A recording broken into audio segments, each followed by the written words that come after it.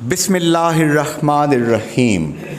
ایک عظیم ہستی کی تصویر آپ دیکھ رہے ہیں، جنید انصاری نیکسٹ ٹو آزادی ہاؤس، عبدالخالق انصاری ایڈوکیٹ مرحوم، ان کے گھر کے ساتھ صوفی زمان مرحوم کے گھر پہ حاضر ہوا ہے، اور جس شخصیت کی تصویر آپ دیکھ رہے ہیں یہ ہیں صوفی زمان۔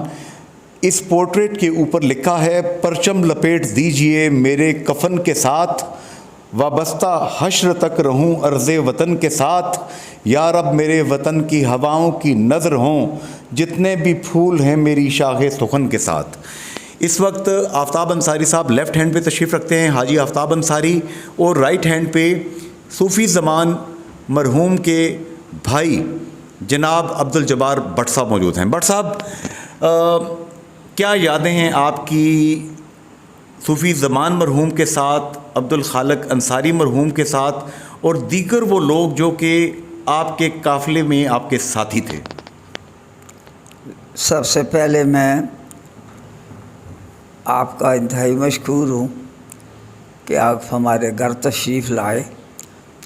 سچ بات یہ ہے کہ میں ہمیشہ اس بات پہ معترض رہا ہوں کہ میں زیادہ بیان بازی کا یا انٹرویو کا زیادہ شوقین نہیں رہا، لیکن چونکہ آپ کے خاندان سے میری دلی نسبت رہی ہے، نسبت کے ساتھ ساتھ وہ ہمارے ساتھی، ہم ان کے ساتھی رہے ہیں، اور ہم نے مل کر، میں سمجھتا ہوں کہ تاریخی نقطہ نظر سے آپ دیکھیں تو 1947 کے بعد ایک پہلی تنظیم عرض وجود میں آئی، غالباً اگر میری یادداشت درست ہو تو 1951 اور 52 میں عرض وجود میں آئی، جس کا نام رکھا گیا تھا عوامی کانفرنس، جس کے سربراہ عبدالخالق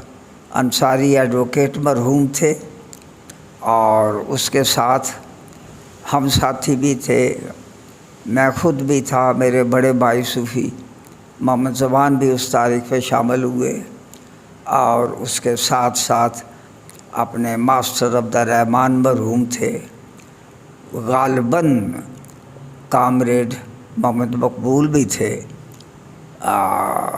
اس کے علاوہ بھی ہمارے ساتھی رہے ہیں جنہوں نے اس حصے میں پہلی تنظیم کو مرز وجود میں لایا ہے۔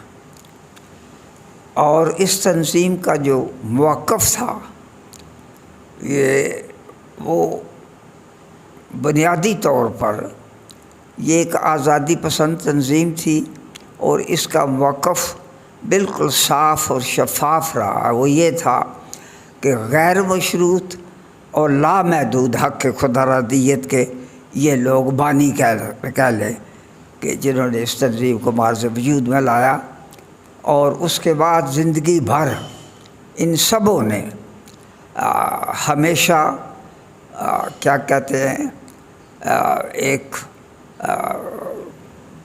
الفاظ باس کا ذہن میں نہیں آ رہے آتے، کیا کہتے ہیں، اپوزیشن تنظیم کا کردار انہوں نے ادا کیا ہے۔ یہ اس کی ابتدا تھی۔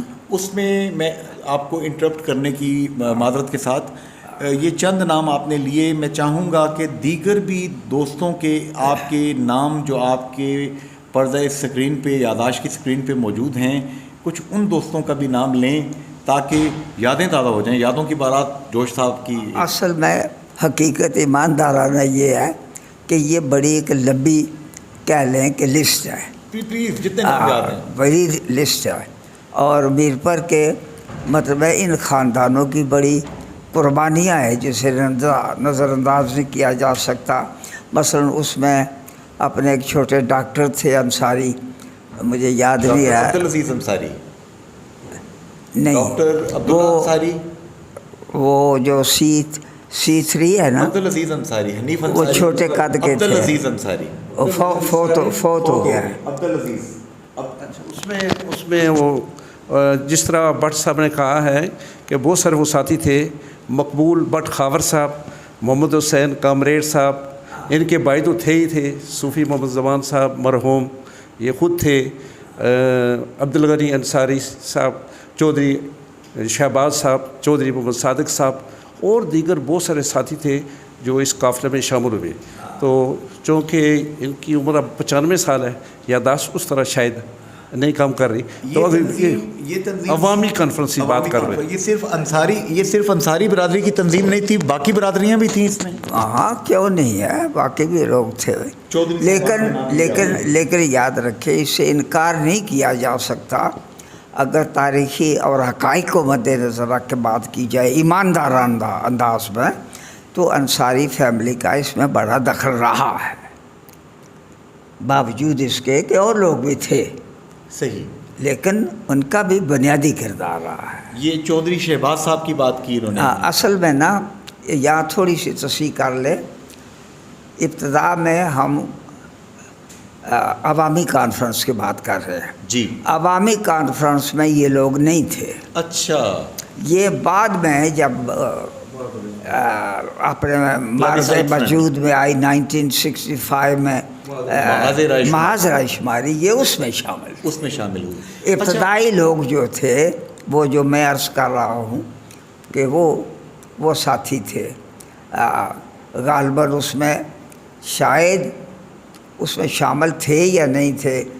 اپنے عبدالعزیز گودڑوی تھے، کامریڈ عبدالعزیز، میں آپ کو بتاؤں. اچھا، اس طرح ایک دو اور نام. یہ کامریڈ عبدالعزیز وہی تھے جو کہ بہت سفید پوش تھے، لیکن تحریک کے ساتھ اتنی محبت تھی کہ جب عبدالحمید دیوانی اور دیگر لوگ آئے تو انہوں نے مجاہدین کی میزبانی کا فریضہ سنبھالی رکھا. دیکھیں اس باتوں کو آپ کنفیوز نہ کریں پلیز. G please. یہ جو بعد میں یادی آئے اس میں کون ہوا کیا ہوا، اس میں ہمارے کوئی تعلق واسطے نہیں ہے. اچھا، آپ مشکل خیال کے لوگ ہیں. آپ میرا انٹرویو لے رہے ہیں، آپ میری زندگی کو پہلے پڑھیں کہ ہم کون لوگ تھے اور کس نقطہ نظر سے ہم اپنے زندگی گزاری ہے اور اس طرح کیا ہے. اچھا جی. اچھا، ان باتوں سے ہو تو بات چلی کیا تھی؟ بات چلی تھی لوگوں کے نام آپ بتا رہے تھے. بتا رہے تھے. جی جی. تو اس حوالے سے یہ اور بھی کئی نام ہے. مثلا جب آگے محاصرہ اشماری میں جائیں تو بہت بڑی تفصیل ہے. یہ آپ کے سامنے جو بیٹھے ہوئے ہیں حاجی صاحب، ان کا بنیادی رول رہا ہے. ان کے بھائی تھے سلیم، شاید ان کا نام تھا. میری تصحیح کرے تھوڑا سا یادداشت کا بس، اگرچہ اللہ کا احسان ہے. وہ بھی تھے. اپنے مرزا بشیر تھے جو ہمارے مطلب ہے کامن ہے. مرزا صدیق صاحب بھی تھے.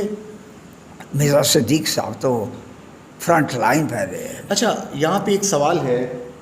آپ کے بھائی کی یہ تصویر، خوبصورت تصویر، پرچم لپیٹ دیجئے میرے کفن کے ساتھ.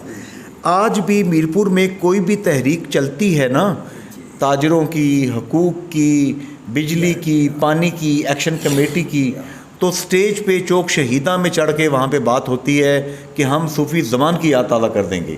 آپ کے بھائی میں کیا خوبیاں تھیں کہ لوگ ابھی تک بھولے نہیں؟ اصل میں عرض یہ ہے، سب سے پہلے میں آپ سے عرض کروں، ہمارا جو ہمیشہ سیاسی نقطہ نظر رہا ہے نا، ہم شخصیت پرست لوگ نہیں ہیں. سیرت پرست تو ہے نا. مطلب ہے کہ سیرت پرست تو ہے نا. ہاں، سیرت پرست. سیرت کی میں بات کر رہا ہوں، میں شخصیت کی بات نہیں کر رہا. تو اس لحاظ سے اگر میرپور میں عوامی خدمت کا حقیقی رول کسی نے پلے کیا یا کیا ہے تو وہ صوفی زمان ہی ہے. ایک عوامی لیڈر کی سیرت کیا ہونی چاہیے، میں یہ پوچھتا ہوں. دیکھیے، عوامی لیڈر کی سب سے بڑی سیرت یہ ہونی چاہیے کہ وہ ایک عاقل بالغ انسان ہونا اس کا بنیادی اس کی ضرورت ہے. عاقل بالغ. بالغ انسان، بالغ النظر. بالغ النظر. بالغ النظر ہونا. He have achieved the adolescence plus puberty. Exactly. Okay. تو اس کے ساتھ ساتھ پھر ایک محب وطن ہونا اور ثابت کرنا، یہ کوالٹی کا ایک بنیادی حصہ ہے. اس لحاظ سے صوفی زمان میں سمجھتا ہوں کہ ایک میں بھائی کی حیثیت سے بات نہیں کر رہا، میں اصول پرست انسان ہوں कमज़ोरियाँ हर इंसान का ज़िंदगी का हिस्सा है। बेशक। इसीलिए मैंने पहले अर्ज़ किया कि मैं शख्सियत परस्त नहीं हूँ, मुझ में भी कमज़ोरियाँ हो सकती हैं, हर इंसान में कमज़ोरियाँ, लेकिन इन लोगों में ऐसी कोई कमज़ोरी नहीं थी कि उन्हें सोसाइटी में शर्मिंदा होना पड़े। माशाल्लाह माशाल्लाह। अच्छा, ये जो सूफी ज़मान साहब थे, सुना है इनकी कोई दुकान थी, दुकान पे कोई साहिल चला जाता कि मेरे साथ जुल्म हुआ है, तो वो अपनी स्टिक उठा के, डंडा उठा के चल पड़ते थे। ये बात दुरुस्त है? बिल्कुल दुरुस्त है, इसमें कोई शक नहीं है। सूफ़ी मोहम्मद ज़मान साहब जिस पर भी जुल्म होता था, जो उनके पास जाते थे, वो उनकी हर हालत में मदद करते थे। उसी वक्त दुकान को छोड़कर बंद करके चले जाते थे। ये बहुत अजीम इंसान थे, उनमें बहुत खूबियाँ थी। अल्लाह ताला उनकी मफ़त करे। ये अब्दुल जब्बार भट्ट साहब उनके भाई हैं। ये सियासी तौर पर अब इस वक्त इनसे बेहतर कोई आदमी नहीं है मीरपुर में जो आपको सियासी नुक्ता नज़र से अपने वतन की आज़ादी के बारे में बता सके। बेहतर है कि आप सारे सवाल मेरे ख्याल में भट्ट साहब से करें, वो मुझसे बेहतर अंदाज में बयान कर सकते हैं। अच्छा, बीच में थोड़ा सा मैं कट शॉर्ट करके मैं जाता हूँ, क्योंकि वक्त हमारे पास थोड़ा सा कम है। हमारे पास नहीं, हम चाहते हैं आपको हम ज़्यादा देर बिठाएं ना इस पोस्टर के अंदर। 95 ईयर आपकी एज है पूरी, आप दिलजोई से काम करें अपना। Doctor Syed Nazir Gilani Jammu Kashmir council for human rights England में उन्होंने वहाँ पे जाके बनाई, और उन्होंने आप लोगों का जिक्र किया और उनकी आंखों से आंसू छलकने लगे।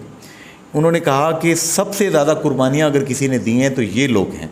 उन्होंने आपका नाम लिया, हाजी आफ्ताब अंसारी का नाम लिया, मिर्ज़ा सिद्दीक़ साहब का नाम लिया, हाजी बशीर साहब का नाम लिया, और किन का था जी, मिर्ज़ा सलीम साहब का नाम लिया, वो जो क्या मिर्ज़ा असलम जी, मुख्तलिफ़ लोगों के नाम लिए।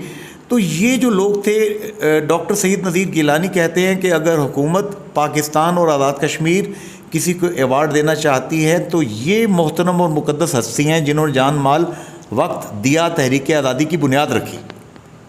ये उनका शुक्रिया मैं अदा करना चाहूँगा कि अगर उनके दिल में हमारे बारे में कोई इस किस्म के ख़यालात हैं तो हम यही कह सकते हैं कि थैंक यू वेरी मच। दूसरी बात यह है कि हम उन लोगों में से वो लोग नहीं हैं, हम किसी इवार्ड के मोहताज नहीं हैं, और फिर हुकूमतों का इवार्ड हमारे लिए तौहीन का बड़ा, हम तौहीन ही समझते हैं। सुभान अल्लाह, सुभान अल्लाह। ये हमारी तौहीन है कि हमें कोई अवार्ड दे, तो इस लिहाज से हम बेनियाज लोग हैं। बिल्कुल न सिले की न सताइश की तमन्ना हमको, कतई तौर पर नहीं। मैं इस बात का कायल हमेशा रहा हूँ कि अल्लामा इकबाल एक जगह कहते हैं, वो कहते हैं सौदागरी नहीं, ये इबादत खुदा की है, बेखबर जजा की तमन्ना भी छोड़ दे। ये भी मतलब परस्ती है कि हमें आगे क्या मिलेगा, ये हम इससे बेनियाज हो के हमने जो काम किया वो किया। अब हमारे अच्छा दिल दिमाग में ये चीज़। अच्छा, डॉक्टर नज़ीर नाज़िश साहब पिछले साल मेरे मेहमान बने, उन्होंने मुझे तफसीली एक इंटरव्यू दिया। मैं सारी चीज़ें कट शॉर्ट करके मैं मौजूदा 2025 में आता हूँ। अब 2025 में जब सिंध ताश मुआहिदा को हिंदुस्तान कहता है कि मैं इसको मुतअत्तुल में डाल रहा हूँ और मैं कोई करारदादे भी नहीं मानता, 2019 में 5 अगस्त 2019 में आर्टिकल 370 और 35A उनको भी रिवोक कर दिया। हमारी तहरीक आज़ादी के हवाले से डॉक्टर नज़ीर गिलानी कहते हैं कि इसका टेम्पलेट अक़वाम मुत्तहिदा की करारदादें हैं, इसकी बेस क्या है, आप बताएं। अर्ज़ करने का मतलब ये है, जब आप हक़ाइक़ को जानना चाहें ना जी, तो फिर उसमें पिक एंड चूज़ का वो जो तरीक़ाकार है उसके हम कायल नहीं है। जहाँ तक करारदादों का ताल्लुक़ है, बुनियादी तौर पर हम किसी करारदाद हो या कोई हो जिसमें हमारी शमूलियत नहीं है कश्मीरियों की, वो हमारे लिए बेकार है। लेकिन इसके बावजूद एक आध करारदाद जो है जो वहाँ पास हुई है 13 अगस्त 1949 में 48 किया, 1948 किया।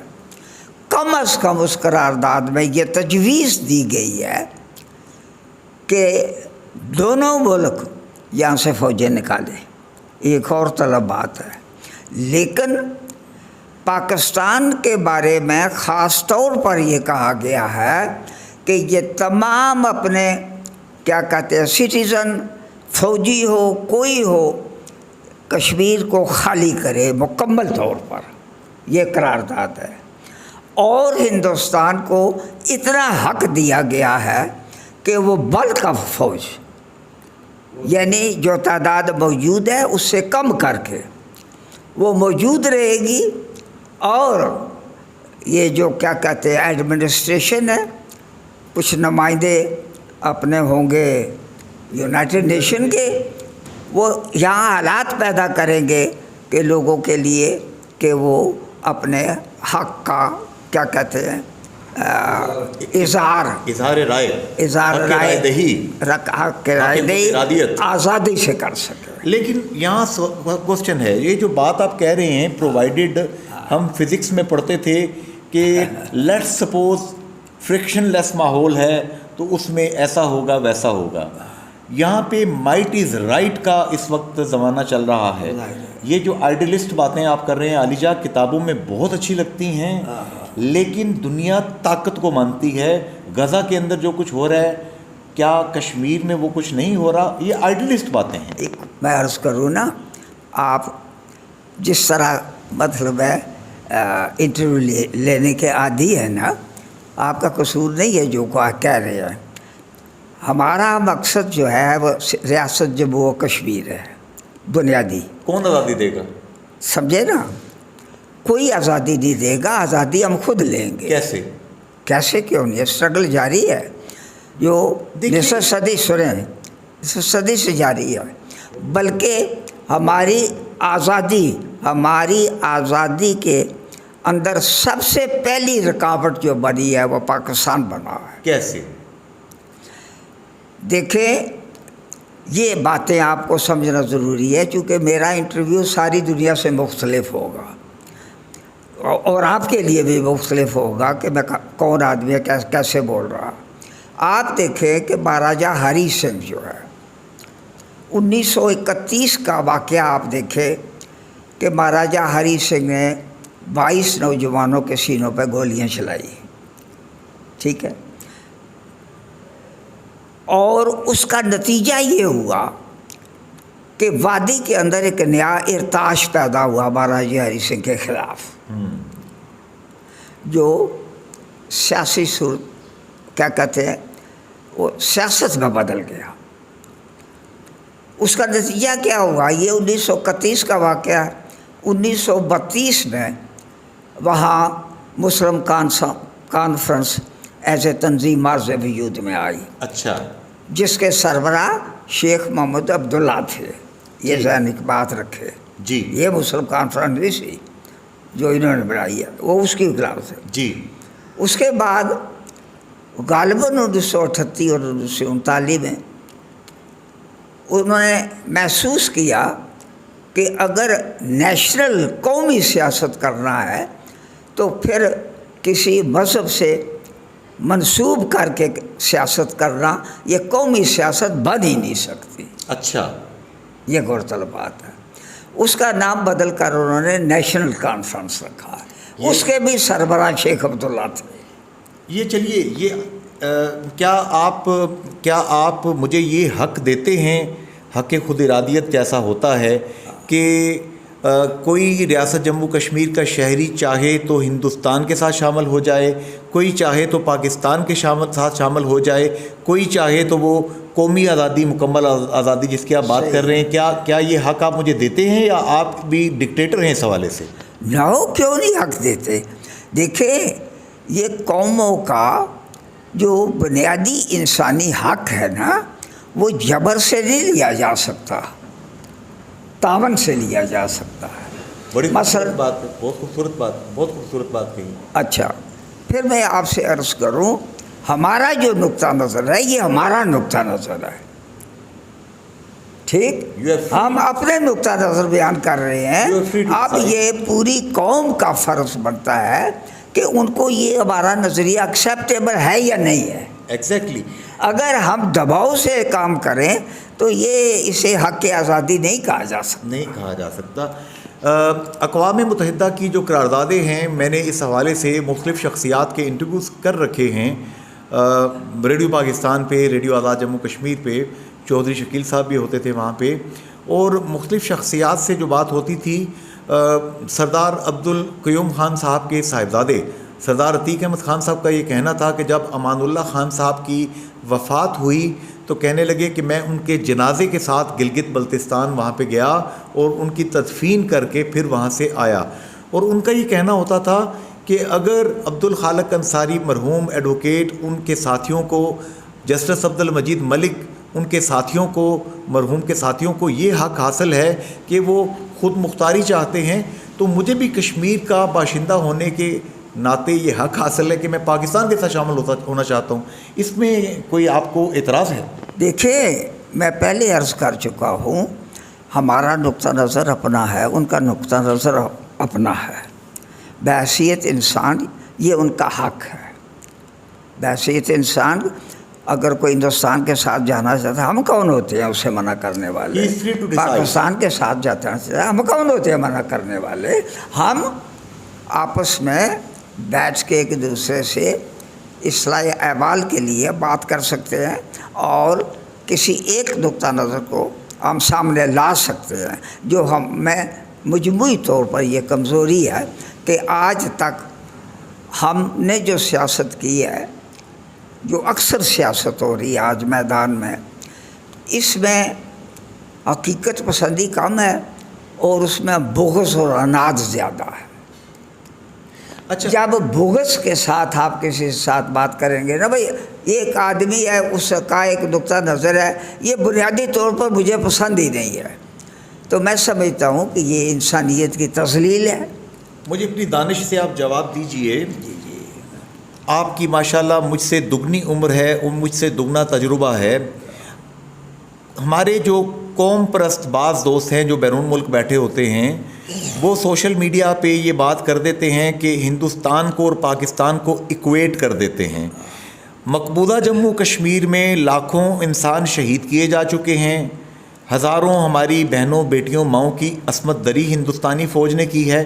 آپ کی یہاں پہ پاکستانی ایڈمنسٹرڈ جموں کشمیر، جسے آزاد کشمیر کہتے ہیں، یہاں پہ ایسا کون سا گناہ کر دیا ہے پاکستان نے کہ آپ اس کو ہندوستان کے برابر کر دیتے ہیں، بلکہ اس کو اس سے بھی بڑا مجرم کہہ رہے ہیں؟ نعوذ باللہ. دیکھیں، نعوذ باللہ والی کون سی بات ہے؟ اپنا نقطہ نظر ہوتا ہے انسان کے، اب وہ آپ کا حق ہے نا، میرا حق ہے نا، وہ آپ کا حق ہے، وجہ سے ہم ایکسیپٹ کرتے ہیں. بڑی مہربانی. تو باقی بات یہ رہی، ظلم زیادہ ہو یا تھوڑا ہو، وہ دو طرفہ ہوا ہے اور آج تک ہو رہا ہے. زیادہ کو زیادہ کہیں گے نا، اور زیادہ کو زیادہ کہیں گے. ایکویٹ کیسے کر رہے ہیں پاکستان کو آپ انڈیا کے ساتھ؟ اس کو یہ اگر اس نقطہ سے دیکھیں نا، یہ بات دور چلی جائے گی تو شاید سنیں وہ آپ کے لیے بھی مناسب نہیں ہوگی میرے نقطہ نظر سے. چلیے مجھے آپ کا بھی خیال ہے، آپ بچے ہیں نا، میرے دل میں بہت قدر ہے. آپ کے معلومات میں درجنوں انٹرویو آپ کے سنے ہیں، میں آپ کی اہلیتوں کا بھی قائل ہوں. اس کے باوجود جو کچھ ہم دیکھ چکے ہیں نا، آپ کو ابھی دیکھنا باقی ہے. جس طرح ہم تجزیہ کر سکتے ہیں نا، کیونکہ آپ پہ ابھی تو کوئی گزرا ہی کچھ نہیں ہے، ہوا ہی کچھ نہیں ہے.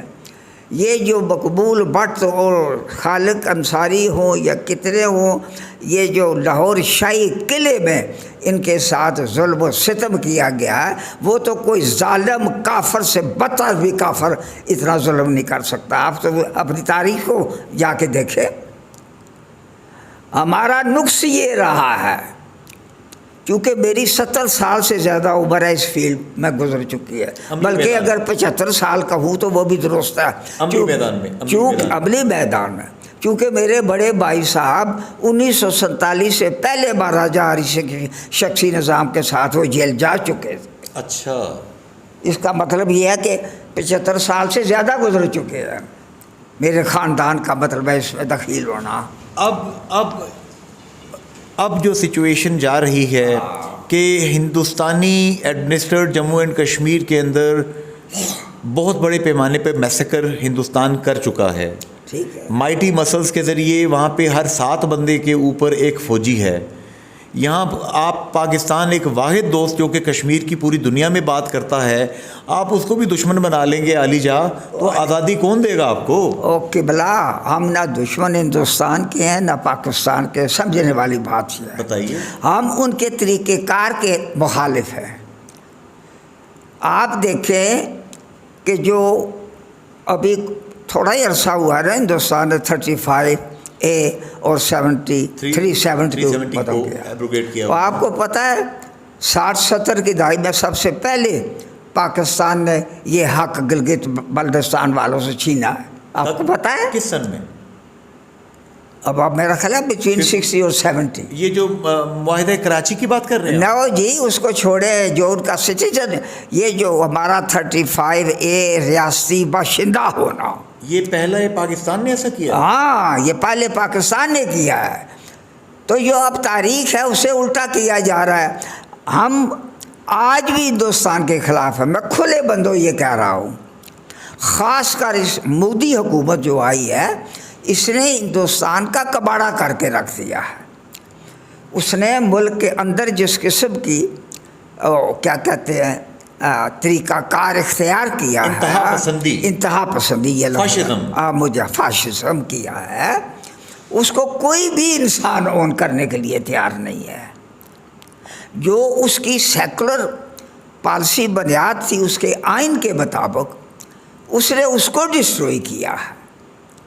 ٹھیک، آج وہاں جتنے بھی چھوٹی اقوام باہر رہ رہی ہیں اپنے آپ کو سیف محسوس نہیں کر رہی. یہ اس کا کردار ہے، ٹھیک ہے. لیکن ایٹ دا سیم ٹائم آپ ادھر کا بھی تجزیہ کریں. ہم جو ہے نا، ہم ون سائیڈڈ کشمیری بات کرتے رہے ہیں. دنیا نے ہمیں گھاس بھی نہیں ڈالی. 1,00,000 انسان ہم نے مروا دیا، بجائے اس کے کہ کوئی ہماری آزادی کی تحریک کو ریکگنائز کرتا. بھائی ان پہ ظلم ہو رہا ہے. ہمارے ذمہ یہ لگا کہ یہ پراکسی وار تھی، کسی دوسرے کے لیے لڑی گئی ہے، لہٰذا یہ ٹیرورسٹ ہے، بجائے اس کے کہ اپنے حق کے لیے لڑ رہے ہیں. یہ بنیادی چیزیں تو گویا اہل جموں کشمیر کو اہل پاکستان سے گلہ نہیں، پالیسی سازوں کی غلط وزڈم سے کیے گئے فیصلہ سازی پہ تھوڑا گلہ ہے. تھوڑا گلہ نہیں جی، بہت بڑا گلہ ہے. آپ دیکھیں بھائی 1,00,000، مجھے ایک یاد ہے زمبابوے پہلا اس کا نام روڈیشیا تھا، تو وہاں سفید فام اس کا حکمران تھا. تو وہ اس کی زبان ہمیشہ یہ ہوتی تھی کہ 1000 سال تک یہ کالے اس قابل نہیں ہوں گے کہ ہم اقتدار ان کے حوالے کریں. 2 قبیلے تھے بڑے ان کے، 20,000 نوجوان انہوں نے ذبح کروایا اس راہ میں، 20,000 صرف. اور وہ جو کہہ رہا تھا 1000 سال ہم آپ کو نہیں دیں گے، اسے بھاگنا پڑا. اور پھر اس کا نام انہوں نے اپنی تہذیب کے جو ان کا تھا زمبابوے، اس کو رکھا گیا. میرا خیال آج بھی مگابے پہلے اس کا صدر تھا، پتہ نہیں اب زندہ ہے. جی بالکل. تو یار یہ بتائیں، وقت ہمارا تقریباً ختم ہو چکا ہے. آخری 1-2 باتیں. جناب عبدالجبار بھٹ صاحب، اب ڈاکٹر سید نذیر گیلانی صاحب میرپور کی دھرتی پہ تشریف لا رہے ہیں یہاں پہ 3-4 دن تک، اور وہ جو بات کرتے ہیں انہوں نے ایک بات بڑی خوبصورت کہی مجھے 4 دن پہلے انٹرویو دیتے ہوئے. انہوں نے یہ فرمایا کہ ایک جو ایگریشن مسٹر مودی نے کی کہ پاکستان پہ کشمیر پہ اٹیک کیا، کوٹلی میں میزائل پھینکا، کوٹلی کے علاوہ مظفر آباد میں میزائل پھینکے اور لوگوں کو شہید کیا، تو پاکستانی ریاست نے اور افواج پاکستان نے دگنی ایگریشن سے ہندوستان کو جواب دیا. تو انہوں نے کہا کہ یہ دگنی ایگریشن سے جواب دینا ضروری ہوتا ہے تاکہ کوئی دوسرا بندہ جو زیادہ مسل دکھا رہا ہے وہ حساب کتاب میں آ جائے. آپ کیا سمجھتے ہیں اس پہ؟ دیکھیں جناب، یہ پاکستان کا مسئلہ اور ہندوستان کا مسئلہ رہا ہے. ہمارے ان مسائل سے کوئی تعلق نہیں ہے. جب سنیں معاف کر رہا ہوں، ختم کر دیں. کتنی جنگیں پاکستان ہندوستان کے ساتھ لڑ چکا ہے. سب سے زیادہ نقصان ادھر بھی کشمیری مر رہا ہے اور ادھر بھی کشمیری مر رہا ہے. آپ بتائیں ان جنگوں سے پاکستان نے نکالا کیا, پاکستان کو کیا فائدہ ملا؟ یہ مجھے آپ بتائیں, کوئی بتائے آدمی مجھے. لیکن مجھے بھی بتائیں نا علی جا, آپ مجھ سے تو سوال کر رہے ہیں کٹہرے میں کھڑا کر کے اور پاکستان کو کھڑا کر کے کہ ہندوستان کے ایڈمنسٹریڈ کشمیر میں لاکھوں انسانوں کو شہید کیا گیا ہے. پاکستان نے آپ کے آزاد جموں کشمیر میں, گلگت بلتستان میں کتنے انسان شہید کر دیے ہیں؟ جواب دیں اس بات کا. میرا خیال ہے جس اینگل پہ آپ جا رہے ہیں نا, تھوڑی سی میں میرے عزیز ہوتے ہوئے میں آپ سے بھی عرض کروں گا, میں نے آپ کے 1-2 اور انٹرویو بھی دیکھے ہیں, بلکہ میں ملنا چاہتا تھا آپ سے. آپ نے عبدالخالق انصاری صاحب کے بارے میں پچھلی دفعہ میں ایک آپ کا انٹرویو سنا ہے کہ میں سمجھتا ہوں کہ جو باتیں آپ نے ان کے ساتھ منسوب کی ہیں وہ درست نہیں تھی. اور اگر میرے پاس دو شرعی گواہان ہوں تو بے شک ہوں, پھر آپ مانیں گے کہ نہیں؟ نہیں بھائی صحیح بات ہے, لیکن یہ بات یاد رکھے, یہ بات رکھے, آپ کا کام ہے سوال کرنا, ٹھیک ہے, یہ آپ کا حق ہے.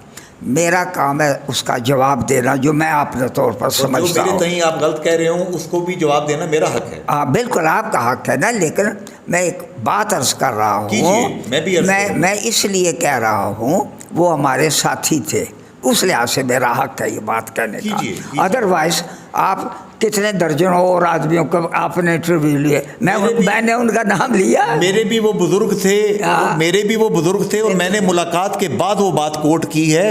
میں ہوا میں یا خواب دیکھ کے باتیں کوٹ نہیں کرتا. نہیں, میں بھی سچ بولتا ہوں. یہ بات میں عرض کروں, اس کے باوجود ہمیں سب سے پہلے یاد رکھیں, ہمیں فخر ہے کہ آپ اس میدان میں ہمارے عزیز بھی ہیں اور اہلیت بھی رکھتے ہیں, اور ہمیں خوشی ہے کہ آپ دن بدن آگے جائیں. لیکن جہاں تک سرٹن پرنسپل کا تعلق ہے نا, اس کے بارے میں آپ کے اپنے خیالات ہو سکتے ہیں, میرے اپنے خیالات ہو سکتے ہیں. You are free to think. I have right to سمجھے نا, think freely. اچھا, اس لحاظ سے اگر اس کے علاوہ بھی ہم آپس میں بیٹھے نا, کوئی موقع ملے, ہم ایک دوسرے کی اصلاح کر سکتے ہیں. بے شک سیکھ سکتے ہیں. ایسے انسان سیکھ سکتے ہیں نا.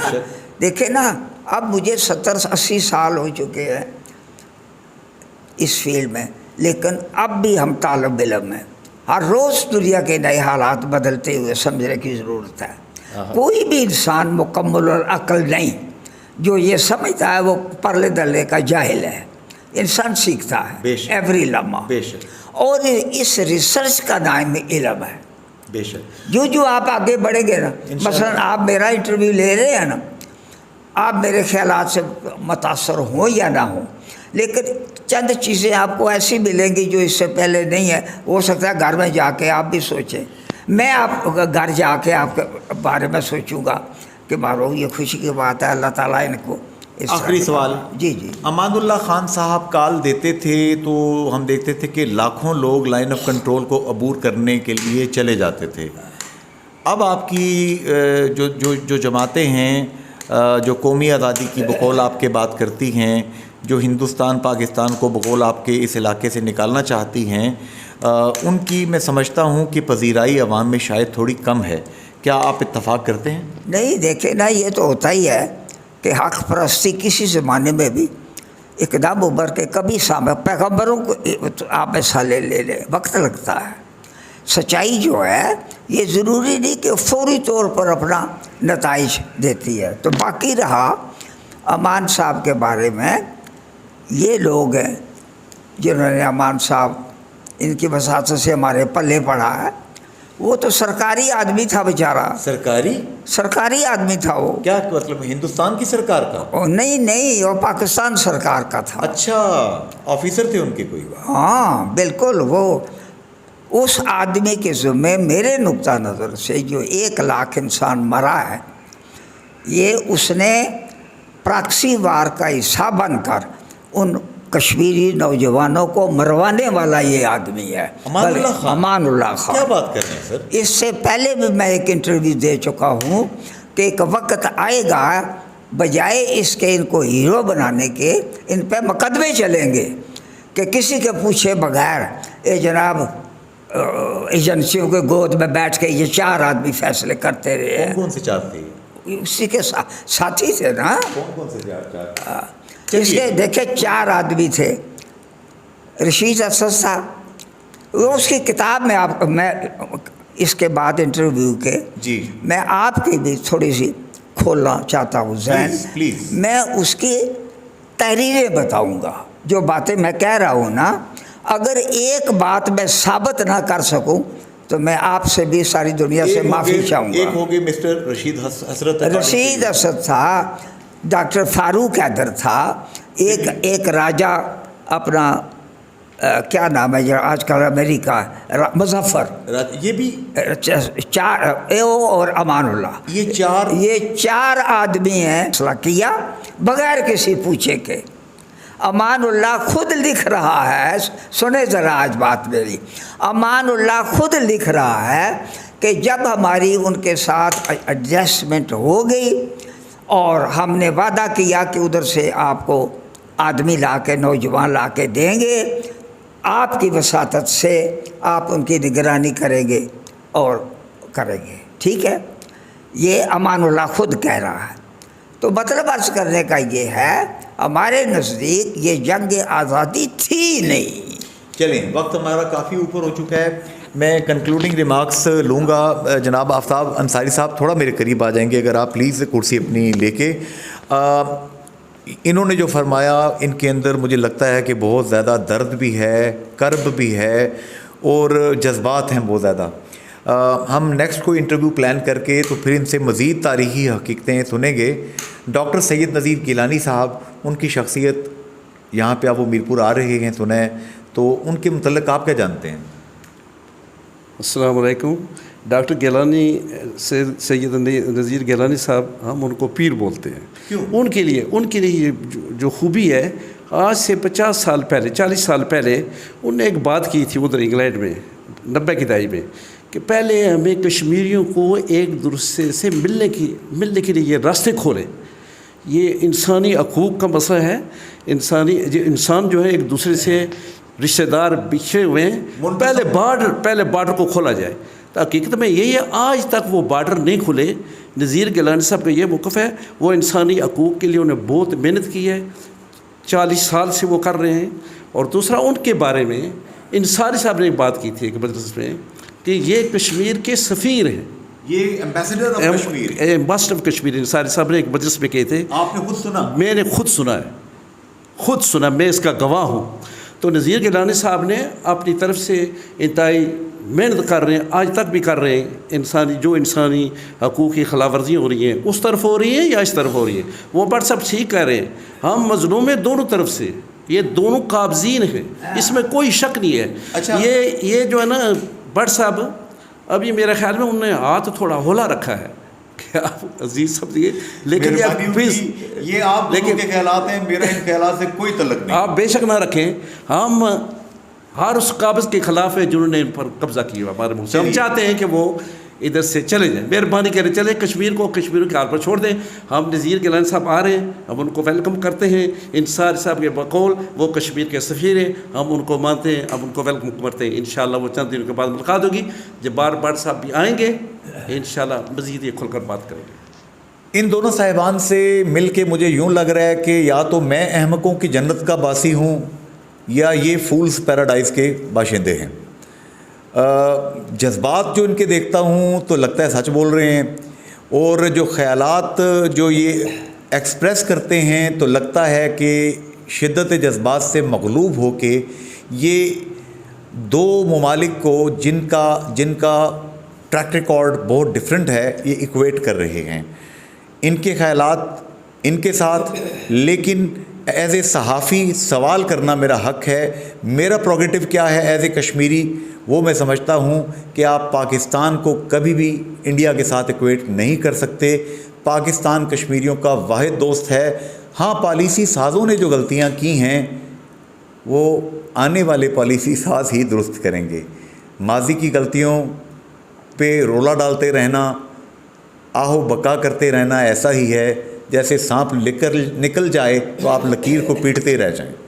اللہ ہمیں وہ وزڈم دے خلوص دل کے ساتھ کہ ہم اپنے وطن کی آزادی حاصل کریں، یہاں کے انسان پراسپیرس ہوں، مذہب کی کسی بھی قسم کی جو ہم مودی پہ الزام لگاتے ہیں کہ وہ مسلمانوں پہ ظلم کرتا ہے، مودی عیسائیوں پہ ظلم کرتا ہے، مودی سکھوں پہ ظلم کرتا ہے، مودی دلتس پہ ظلم کرتا ہے، ویسا ہی گھنونا چہرہ کہیں ہمارا نہ ہو. ہم بھی کہیں عیسائیوں کی چرچز کو یہاں نہ جلائیں، ہم بھی یہاں ہندوؤں پہ ظلم نہ کریں، کیونکہ حضور صلی اللہ علیہ وآلہ وسلم نے جو ہمیں سکھایا ہے الٹیمیٹ اینڈ فائنل چیز وہ ہے. میرے خیالات ان کے خیالات خام ہو سکتے ہیں، فائنل ورڈکٹ اللہ اور اللہ کے رسول صلی اللہ علیہ وآلہ وسلم کا ہے. یہ میرا عقیدہ ہے. اللہ ہمیں سمجھداری عطا فرمائے اور اپنے ارد گرد جتنے لوگ ہیں ان کا خیال کرنے کی توفیق دے. فی امان اللہ، اللہ حافظ، گڈ بائے.